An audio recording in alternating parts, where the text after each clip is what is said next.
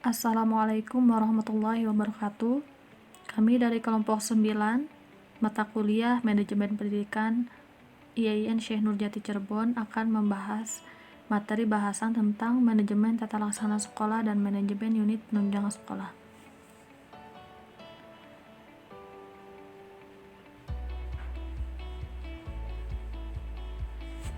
Nah, beberapa materi yang akan dibahas di sini, yang pertama yaitu manajemen tata laksana sekolah, yang kedua peran tata laksana sekolah, yang ketiga jenis-jenis kegiatan tata laksana sekolah, yang keempat manajemen unit penunjang sekolah, yang kelima macam-macam kegiatan ekstrakurikuler, yang keenam pemberdayaan organisasi siswa atau ekstrakurikuler, dan yang terakhir yaitu strategi pembinaan ekstrakurikuler.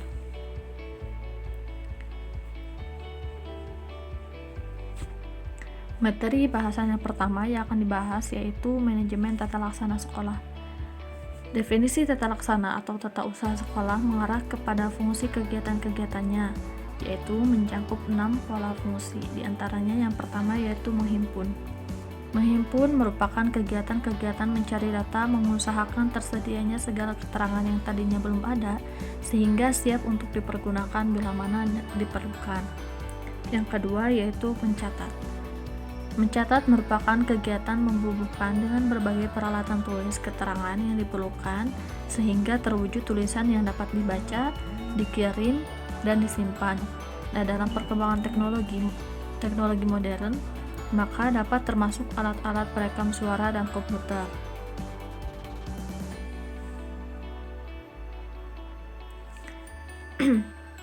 Yang ketiga yaitu mengolah. Mengolah merupakan bermacam-macam kegiatan mengerjakan keterangan-keterangan dengan maksud menyajikan dalam bentuk yang lebih berguna. Dan yang keempat merupakan menggandakan, yaitu kegiatan memperbanyak dengan berbagai cara dan alat. Dan yang kelima yaitu mengirim. Mengirim merupakan kegiatan menyampaikan dengan berbagai cara dan alat dari satu pihak ke pihak lain. Dan yang terakhir yaitu menyimpan. Menyimpan merupakan kegiatan menaruh dengan berbagai cara dan alat di tempat tertentu yang aman. Nah, dari beberapa pengertian tersebut, kita dapat simpulkan bahwa tata usaha sekolah merupakan segenap kegiatan pengelolaan surat menyurat, yaitu menghimpun atau menerima, mencatat, mengolah, menggandakan, mengirim, dan menyimpan semua bahan keterangan yang dibutuhkan oleh sekolah. Tata usaha merupakan salah satu unsur manajemen. Nah, setiap sekolah mesti memiliki tata usahaan yang berfungsi membantu proses pendidikan di dalamnya. Yang selanjutnya yaitu peranan tata laksana sekolah. Secara garis besarnya, tata usaha mempunyai 3 pokok peranan yang penting. Yang pertama yaitu melayani pelaksanaan pekerjaan-pekerjaan operatif untuk mencapai tujuan pendidikan sekolah. Yang kedua yaitu menyediakan keterangan bagi kepala sekolah untuk membuat keputusan atau tindakan yang tepat. Yang ketiga yaitu membantu kelancaran perkembangan pendidikan sekolah secara keseluruhan. Nah, tata usaha ini melayani pelaksanaan suatu pekerjaan operatif dengan menyediakan berbagai keterangan yang diperlukan. Keterangan itu memudahkan tercapainya tujuan yang diinginkan atau memungkinkan penyelesaian pekerjaan operatif yang bersangkutan secara lebih baik. Tata laksana membantu pihak pimpinan suatu organisasi dalam membuat keputusan dan melakukan tindakan yang tepat. Pencatatan keterangan-keterangan itu selain untuk keperluan informasi juga berhubungan dengan fungsi pertanggungjawaban. Oleh karena itu, tata usaha tata laksana mempunyai peranan melancarkan kehidupan dan perkembangan suatu organisasi sekolah dalam keseluruhannya karena fungsinya sebagai pusat ingatan dan sumber dokumen. Yang selanjutnya yaitu jenis-jenis tata usaha sekolah. Bagian tata usaha sekolah dimaksudkan untuk dapat mempermudah proses penyelenggaraan di sekolah.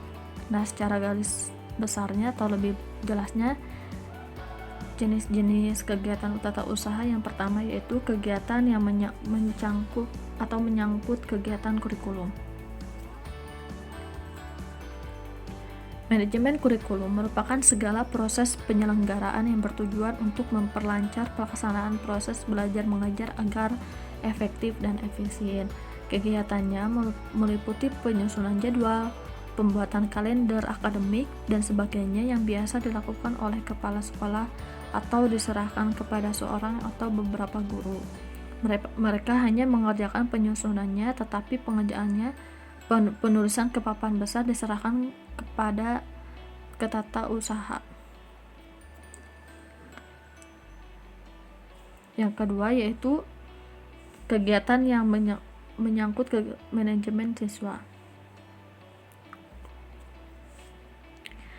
Pekerjaan tata usaha yang menunjang manajemen siswa banyak berhubungan dengan hak dan kewajibannya sebagai pegawai. Antara lain yaitu mendaftar calon siswa atau mulai dari pengadaan formulir. Yang kedua, mengisi buku induk dan buku kleper. Yang ketiga yaitu mengurus dan mengatur warkat-warkat jika ada pemindahan siswa. Yang keempat yaitu mengisi daftar presensi sampai menghitung presentasinya. Yang keenam yaitu mengatur ruang kelas, ruang laboratorium, dan ruang kegiatan yang lain. Dan yang terakhir yaitu membuat laporan dan statistik mengenai keadaan siswa setiap bulan. Jenis-jenis tata usaha sekolah yang ketiga yaitu kegiatan yang menyangkut manajemen kepegawaian. Pekerjaan tata usaha yang menunjang manajemen kepegawaian banyak berhubungan dengan hak dan kewajibannya sebagai pegawai lain. Pertama, melaksanakan pengetikan dan pengaturan warkat. Ini untuk pengangkatan sebagai pegawai negeri, mengatur permintaan tanda tangan dari kepala sekolah, dan mengirimkannya. Yang kedua, membantu memperbanyak salinan surat-surat keputusan, serta lampiran-lampiran yang dibutuhkan untuk pengurusan kenaikan pangkat, penggunaan hak cuti, atau pensiun. Yang ketiga, menyiapkan, menyimpan, dan mengisi kartu pegawai. Yang keempat, menyiapkan belangko-belangko presensi pegawai. Dan yang terakhir, membantu kepala sekolah dalam membuat laporan statistik keadaan pegawai. Jenis tata usaha sekolah yang keempat yaitu kegiatan yang mengenai penataan inventaris sekolah. Pekerjaan inventaris sekolah sebenarnya menyangkut bagian manajemen sarana, yaitu mencatat keluar masuknya barang, pemeliharaan barang, dan penyimpanan barang. Pekerjaan ketatausahaan yang menyangkut penataan inventaris meliputi: pertama, pencatatan masuknya barang-barang, memberi label dan nomor inventaris, mengklarifikasikannya. Yang kedua, pencatatan keluarnya barang-barang, misalnya digunakan, dipinjam, dihibahkan, diberikan kepada lembaga lain, atau penghapusan. Jenis-jenis tata usaha sekolah yang kelima yaitu kegiatan yang menunjang manajemen keuangan. Bendahara yang diangkat dan ditetapkan mengurus gaji pegawai dan mengurusi uang otorisasi atau UUDP. Uang otorisasi atau uang yang dipertanggungjawabkan proses pengajuan permintaannya sampai dengan proses pengembalian gaji. Jenis-jenis tata usaha sekolah yang keenam yaitu kegiatan yang menunjang manajemen sarana prasarana. Kegiatan ketatausahaan yang menyangkut tata usaha sarana prasarana adalah mengenai perencanaan pengadaan yang dimulai dari mendaftarkan alat atau sarana, menyeleksi, dan mendata kebutuhan. Selain itu, masih ada kegiatan lain, yaitu kegiatan yang menunjang pengaturan tata ruang kantor, termasuk juga halaman dan ruang-ruang lain. Kegiatan terakhir ini hampir seluruhnya dikerjakan oleh para pekerja atau pesuruh. Kegiatannya meliputi yang pertama, menjaga kebersihan ruangan, halaman, dan tempat-tempat lain yang masih termasuk wilayah sekolah. Yang kedua, menjaga keamanan, khususnya pada waktu sedang tidak berlangsung kegiatan belajar mengajar di sekolah. Yang ketiga, mengurus kebun dan tanaman-tanaman yang ada. Yang keempat, mengedarkan surat edaran, pengumuman sekolah, mengurus surat ke instansi lain atau orang tua siswa. Dan yang terakhir, menyediakan minuman bagi pegawai atau tamu yang datang ke sekolah.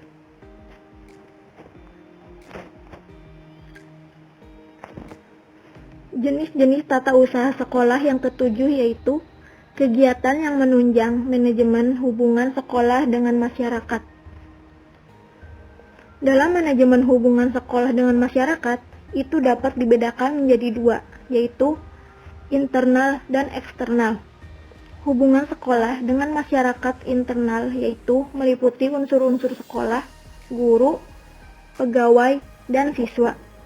Sedangkan hubungan sekolah dengan masyarakat eksternal yaitu mengutamakan hubungan sekolah dengan orang tua siswa atau dewan sekolah dan masyarakat pada umumnya. Menurut kurikulum 1975, kegiatan hubungannya sekolah dengan masyarakat meliputi mengatur hubungan sekolah dengan orang tua siswa. Yang kedua, memelihara hubungan baik dengan dewan sekolah. Yang ketiga, memelihara dan mengembangkan hubungan sekolah dengan lembaga-lembaga pemerintah, swasta, dan organisasi sekolah. Yang keempat, memberi pengertian kepada masyarakat tentang fungsi sekolah melalui berbagai teknologi komunikasi. Jenis-jenis tata usaha sekolah yang ke-8 yaitu kegiatan yang mengenai pekerjaan surat menyurat. Pada hakikatnya, manajemen tata usaha adalah kegiatan melakukan pencatatan untuk segala sesuatu yang terjadi dalam sekolah untuk digunakan sebagai bahan keterangan bagi pimpinan. Surat memegang peranan penting dalam organisasi sekolah, karena ternyata surat tidak hanya berfungsi sebagai alat tata usaha, melainkan juga berfungsi sebagai alat dan bukti komunikasi atau informasi. Kegiatan yang dilakukan dalam penataan surat menyurat yaitu pengurusan surat. Pengurusan surat dapat dibagi ke dalam dua kelompok. Yang pertama, pengurusan dilihat dari surat yang masuk, penyimpanan surat atau kearsipan, dan pengurusan surat-surat keluar. Setiap surat yang masuk dan yang keluar harus diselesaikan dalam batas waktu tertentu. Sebagai kode etik persuratan dinas, batas waktu surat dinas harus dapat diselesaikan dalam waktu 3 hari. Kegiatan pengarsipan atau penyimpanan surat adalah menyimpan dan memelihara arsip tersebut dalam filing kabinet atau almari arsip agar tetap utuh dan mudah dicari. Yang kedua yaitu pengurus surat dilihat dari peran petugas tata usaha sekolah dikenal petugas penghimpun atau penerima, penyortir, pencatat, pengarah, pengolah, dan penata arsip. Jenis-jenis tata usaha sekolah yang terakhir yaitu ketatausahaan yang lain. Di samping tata usaha yang menyangkut pekerjaan surat menyurat, masih ada kegiatan tata usaha yang diperlukan oleh sekolah. Antara lain, pertama, daftar hadir pegawai. Yang kedua, buku piket. Yang ketiga, notulen rapat. Kualitas pendidikan di sebuah sekolah sebagian besar ditentukan oleh orang-orang yang berada di sebuah lingkungan sekolah.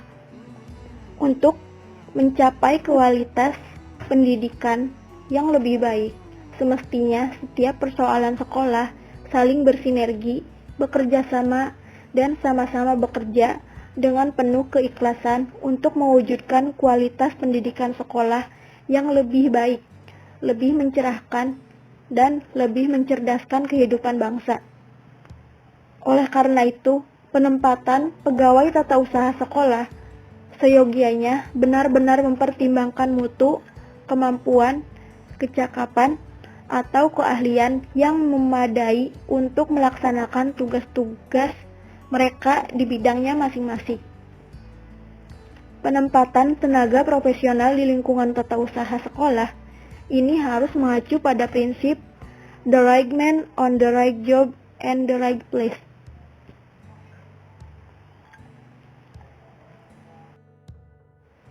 Selanjutnya yaitu manajemen unit penunjang sekolah.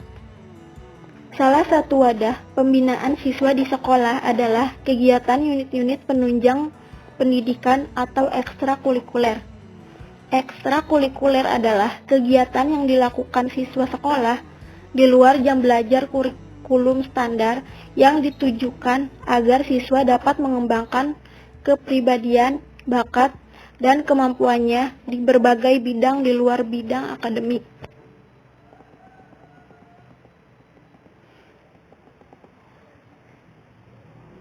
Kegiatan dari ekstrakurikuler ini sendiri dapat berbentuk kegiatan pada seni, olahraga, pengembangan kepribadian, dan kegiatan lain yang bertujuan positif untuk kemajuan dari siswa-siswi itu sendiri.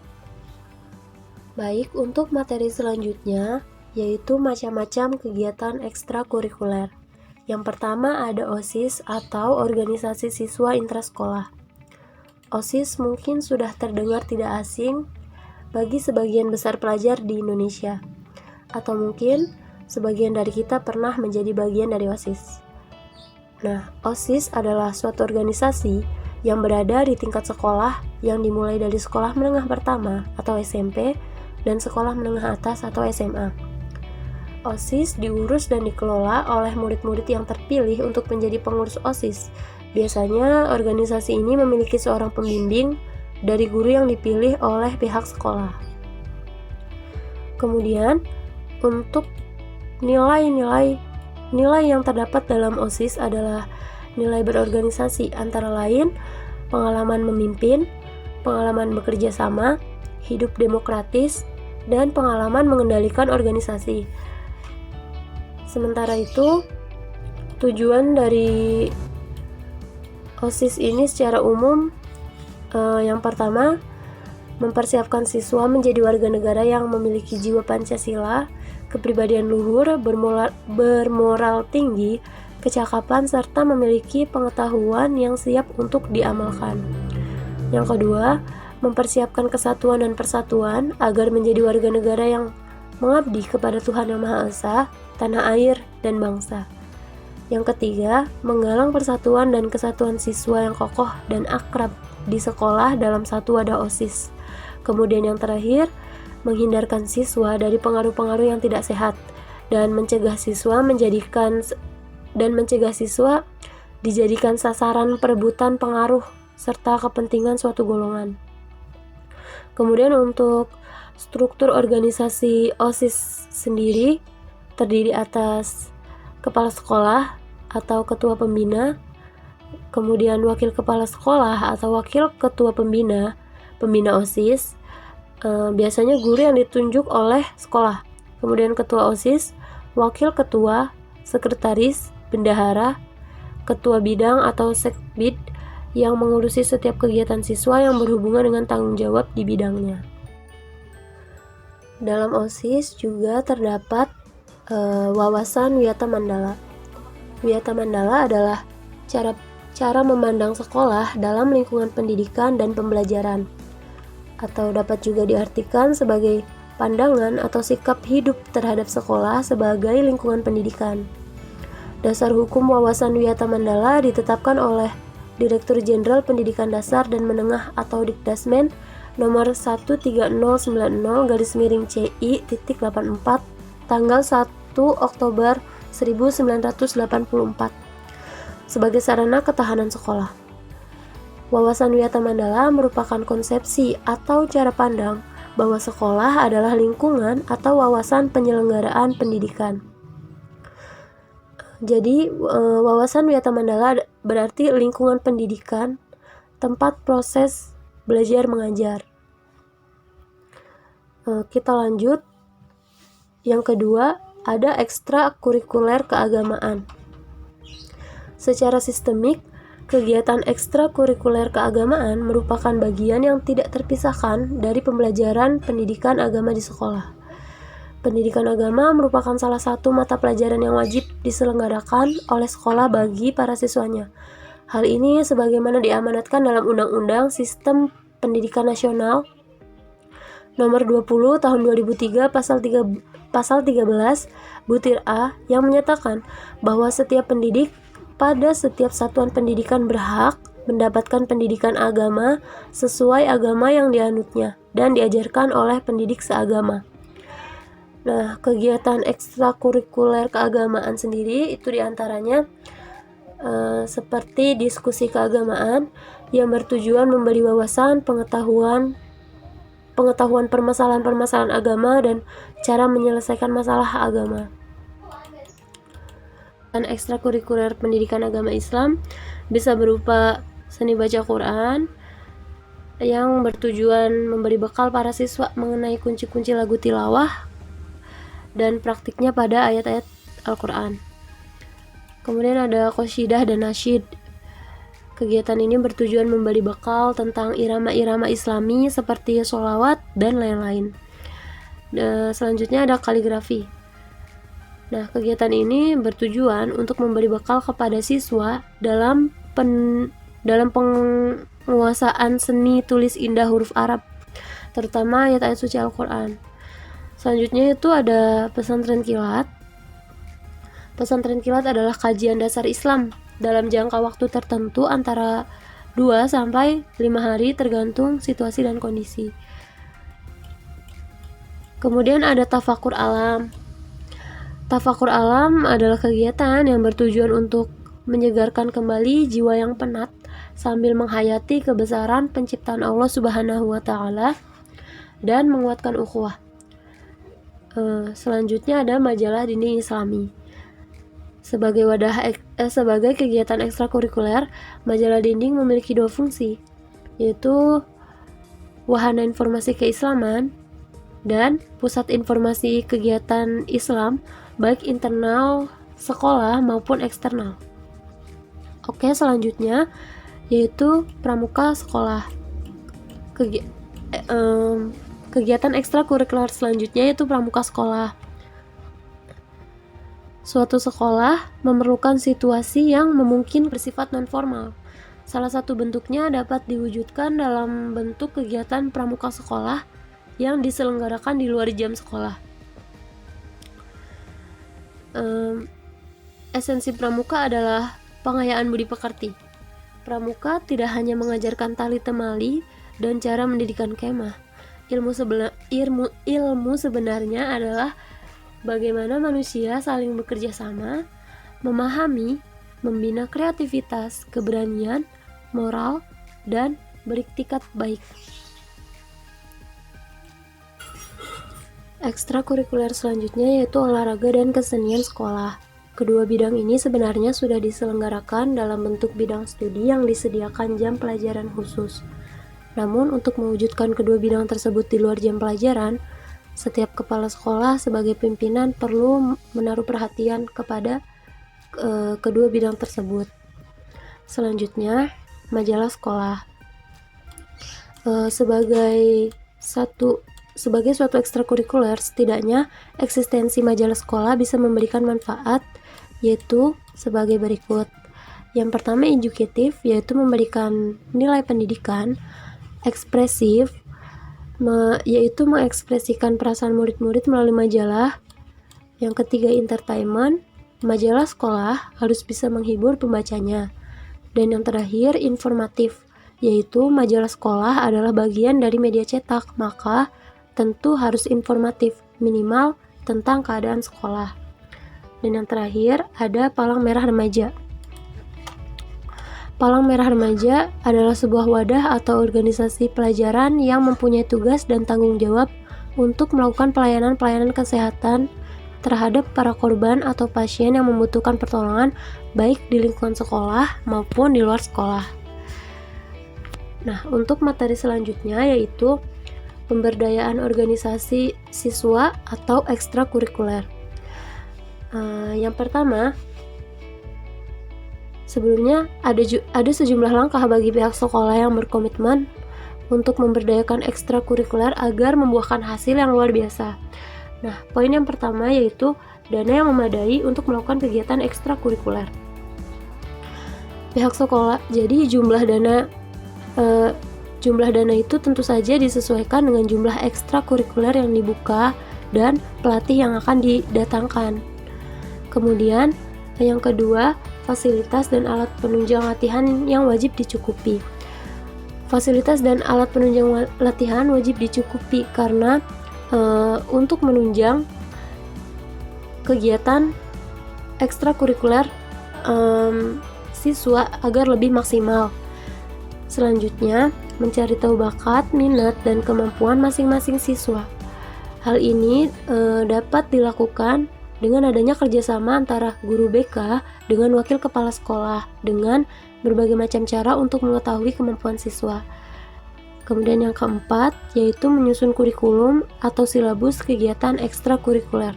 Disusunnya kurikulum atau silabus ini tujuannya adalah agar jelas target, proses, dan evaluasinya. Selanjutnya, yang kelima, menyeleksi perekrutan tenaga pelatih. Perekrutan tenaga pelatih harus benar-benar selektif jika menginginkan hasil yang terbaik. Lanjut, yang keenam yaitu proses kegiatan ekstrakurikuler yang maksimal. Proses yang baik merupakan awal dari keberhasilan. Siswa berpotensi di bawah asuhan pelatih yang mumpuni akan sangat mudah berhasil jika proses kegiatan berjalan dengan maksimal. Kemudian yang ketujuh, adanya kerjasama antar sekolah. Kerjasama antar sekolah ini biasanya diadakan sebagai studi banding antara satu sekolah dengan sekolah lainnya untuk mengetahui kelebihan dan kekurangan dari masing-masing ekstrakurikuler tersebut. Dan yang kedelapan atau yang terakhir ialah pihak sekolah wajib memfasilitasi siswanya dalam mengikuti perlombaan. Pihak sekolah wajib memfasilitasi siswanya karena siswa yang berlomba tersebut membawa nama sekolah tersebut. Lanjut ke materi selanjutnya yaitu strategi pembinaan ekstrakurikuler. Yang pertama itu ada lokakarya kegiatan kesiswaan. Lokakarya ini, strategi ini lazim diselenggarakan pada awal tahun pembelajaran atau di antara senggang semester. Biasanya sekolah mengadakan display ekstrakurikuler atau pekan olahraga antar kelas di antara senggang semester tersebut. Kemudian pengembangan kelompok bakat dan minat ditujukan untuk menyalurkan potensi peserta didik yang suka hidup berkelompok, yang memiliki satu visi, satu tujuan. Mereka bisa dikelompokkan di ekstrakurikuler, misalnya klub olahraga, klub seni, dan lain sebagainya. Kemudian selanjutnya ada pendidikan kecakapan hidup. Strategi ini dapat ditempuh oleh sekolah dalam rangka membekali siswa dengan kemampuan dan kesanggupan untuk mengatasi persoalan kehidupan. Kemudian yang keempat yaitu ada perlombaan atau pertandingan. Nah, strategi ini ditempuh guna menyediakan wahana belajar berkompetensi secara sehat dan meningkatkan pengetahuan dalam bidang ilmu pengetahuan, teknologi, dan seni. Dan yang terakhir, pembinaan lingkungan sekolah. Strategi ini dilaksanakan dalam rangka mengukuhkan sekolah sebagai lembaga pendidikan yang mengembangkan perilaku pola hidup sehat kepada warganya. Jadi, sekolah ini memberikan contoh kepada warga sekitarnya bagaimana cara berperilaku pola hidup sehat. Ya, cukup sekian yang dapat kelompok kami sampaikan. Kurangnya mohon maaf. Wabillahi taufiq wal hidayah. Wassalamualaikum warahmatullahi wabarakatuh.